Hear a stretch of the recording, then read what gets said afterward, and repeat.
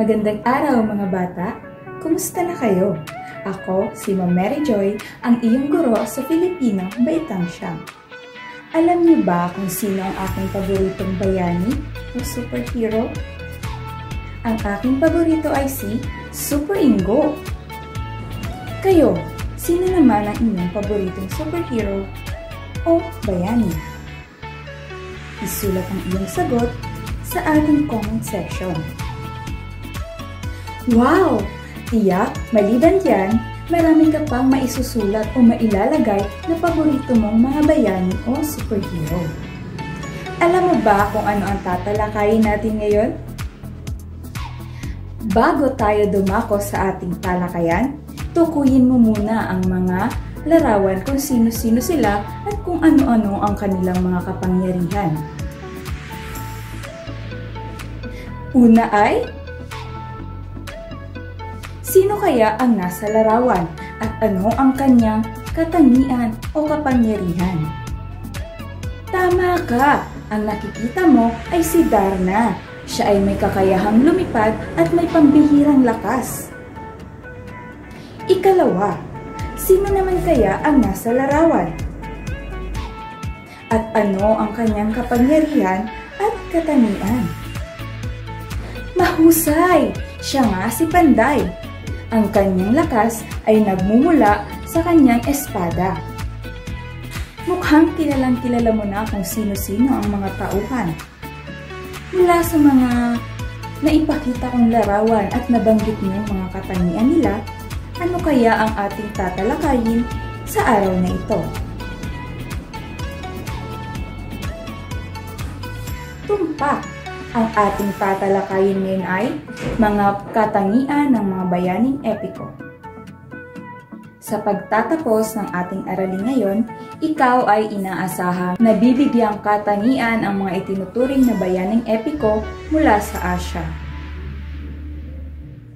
Ang epiko ay isang tulang pasalaysay na nagsasaad ng kabayanihan ng pangunahing tauhan na nagtataglay ng katangiang nakahihigit sa karaniwang tao.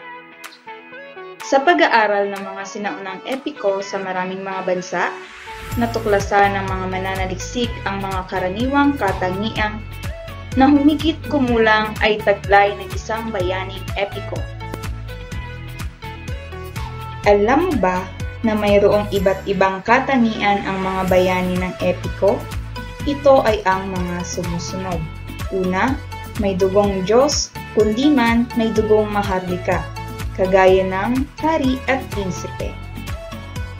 Pangalawa, may lakas, tapang, pati kakayahan o kapangyarihan para maharap ang mga hindi pangkaraniwang labanan o sumabak sa mabigat na digmaan. Ikatlong katangian ng isang bayaning epiko ay nakatatanggap sila ng tulong sa mga piling Diyos o mga kakaibang nilalang. Pang-apat, sila ay naglalakbay sa labas ng bayan o sa ibang dako o dimensyon ng daigdig o sa iba pang mundo. Ikalima, ang mga bayaning epiko ay kilala sa galing at husay sa pakikipaglaban o pakikidigma. At ikaanim, tanyag sa nasasakupang bayan at maging sa labas.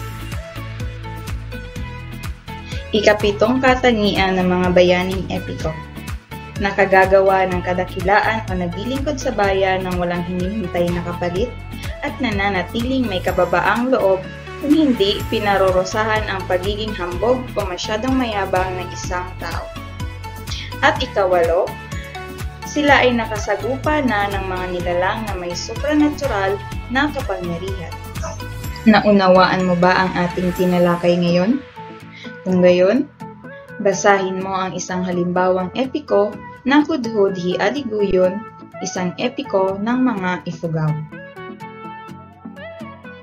Matapos basahin ang epiko, ibigay ang mga katangian ng dalawang pangunahing tauhan na sina Aliguyon at Dinayagan. Isulat ang iyong sagot sa sagutang papel. Ikalawang gawain, gumuhit ng isang bayani mula sa iyong paboritong epiko at ipakita sa iyong iginungit ang katangian na iyong hinahangaan sa kanya.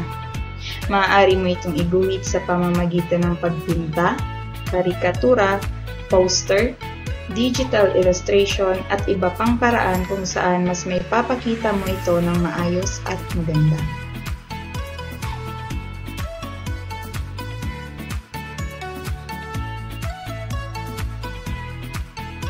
Bilang pagtatapos, kung ikaw ang bayani o superhero na binanggit mo kanina, paano mo kaya magagamit ang kapangyarihan mo upang maigsa ng epektong dulot ng pandemya?